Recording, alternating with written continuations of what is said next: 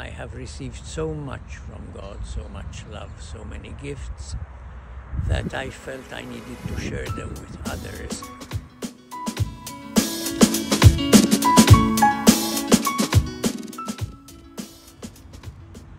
I am Father Olivier, Olivier, a Maltese Jesuit, but belonging to the Near East province, where I worked for 47 years.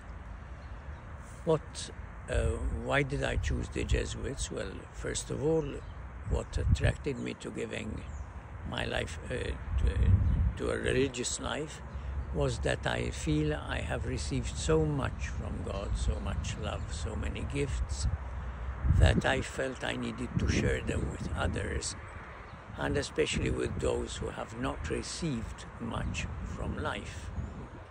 So that made me feel a family would not be enough. I needed something vaster than that. What attracted me to the Society of Jesus was that when I was a young student, still in the primary, we had a teacher who used to read to us the letters Jesuit missionaries sent from India. At that time, the Maltese province then, which was then a province apart, had a vast missionary in India working with the untouchables, those whom nobody wanted, those who were the rubbish collectors and people who lived on the margins. And I felt a call to do that, to go to the missions. Then I went to the Jesuit college, the college run by the Jesuits in Malta, as a student, and I was attracted by the enthusiasm with which the Jesuits lived their mission as teachers, the different types of Jesuits we had with various interests, theater, music, literature, and I was attracted by that variety and their enthusiasm. After finishing studies, I was 16 years old. I joined the Jesuits in Malta, and I immediately asked to go to the missions. But when my turn came, at the end of juniorate, the Indian government decided we don't want any more missionaries. So I was a bit lost. What do I do now? I went to do philosophy in Italy, and after philosophy again I asked to go to the missions, and a Jesuit companion of mine with whom we had been together since practically the beginning of primary school said, why don't you come to the Middle East? We need Jesuits in the Middle East. And I asked to go there. Father Arupe immediately accepted, but my provincial told me, why don't you wait? You need to mature a bit, wait for 2 years in Regency, and then go. Only my pride and my arrogance felt, after 4 years formation and then 3 years in philosophy, I'm still not mature enough. No, I'll go. I went. That it was right after the 67 war in the Middle East. In fact, my ticket was for the 6th June 67, and that's when the war started. And all the airports were closed. Maybe I should have seen that as a sign from God that my provincial was right, but I still left, and after 6 months I was back in Malta. For me, it was the first experience of a big failure. And some people said, well, Oliver never starts anything and carries it to the end. But Father Provincial was very kind, and he said, well, this is an experience. It helps you to grow. And it did. So I did my theology, and after theology, I asked to go back to the Middle East. Or rather, I asked to go to Brazil, because I'm a romantic, and I imagine myself on a piroga in the Amazon baptizing the Indios there, the modern day or 21st century Francis Xavier.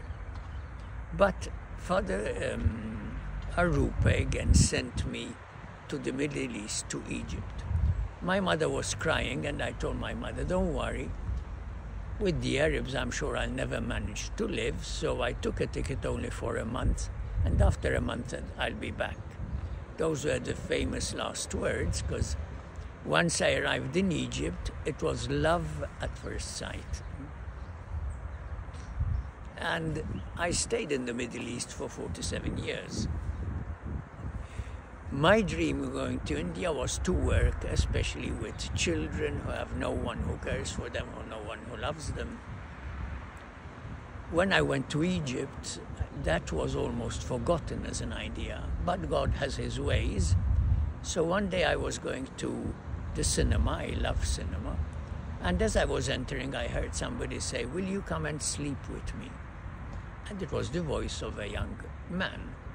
So I looked, and I was so shocked by the idea that this boy was doing prostitution, that spontaneously, I'm a compulsive savior by character, I told him, "Well, no, but if you want to change, I will help you to change." He laughed and he said, "Can you give me $500 a day? That is what I am gaining right now." I said, "Not even in a year, probably. But I still think you need to change, and I'm ready to help you."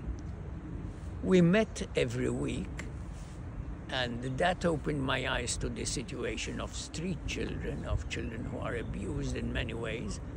And I met him every week in a cafe, and then we started to meet in our community. And one day he told me, "You have no idea how much I feel at peace when I come to you, because you don't want anything from me. You are not abusing of my poverty. And coming to your community and feeling respected as a person and treated as a normal person makes me feel at peace." And that started me in my work for 25 years with street children. But my life was mostly in teaching in Jesuit colleges, and teaching at the university in Lebanon, and at the Faculty of Theology in Cairo. I love teaching, I still do it today, and I'm 81 years old now. And especially I love working with young people. I've done that in CLC, in EYM, the Eucharistic Youth Movement. And now my latest mission, well, at least finally at 81 years, I've been admitted to university, not to study, but to work at the chaplaincy, Malta University chaplaincy. And I really enjoy that work with young people. At the same time, I've spent my life also giving retreats. I've started CHIS, the Center for Ignatian Spirituality, in Egypt and in Lebanon. I'm still working with CHIS in Malta.